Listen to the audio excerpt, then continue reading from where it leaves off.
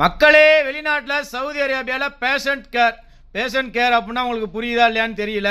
இந்த வீட்டில் வந்து முதியோர், நோய்வாய்ப்பட்டவங்க அந்த மாதிரி இருப்பாங்கல்ல, அவங்கள வந்து நம்ம கேர் பண்ணி பார்த்துக்கணும். அவங்களுக்கு சம்பளம் எவ்வளோன்னு கேட்டிங்கன்னா 1800 ரியால் சம்பளம் கொடுக்குறாங்க. 3 வேளை சாப்பாடு, தங்குறதுக்கு இடம், போகிற வர செலவு எல்லாமே அவங்க தான் பார்த்துக்குவாங்க, வீட்டுக்காரங்க தான் பார்த்துக்குவாங்க. இதில் வந்து ஒரே ஒரு ஆளை மட்டும்தான் நம்ம டேக் கேர் பண்ணிக்கணும். வயசானவங்களாக இருப்பாங்க, உடம்பு சரியில்லாதவங்களாக இருப்பாங்க, அவங்கள வந்து நம்ம கேர் பண்ணிக்கணும். அவங்களுக்கு தேவையான டேப்லெட்டு, அவங்களுக்கு ஹெல்ப் பண்ணணும், உதவி பண்ணணும், அவங்கள நம்ம பார்த்துக்கணும். இதுதான் வேலை மக்களை. இது வந்து பயங்கர ரிஸ்க்கான வேலையோ ஹார்டான வேலையோ எப்படி இருக்குன்னு நமக்கு தெரியாது.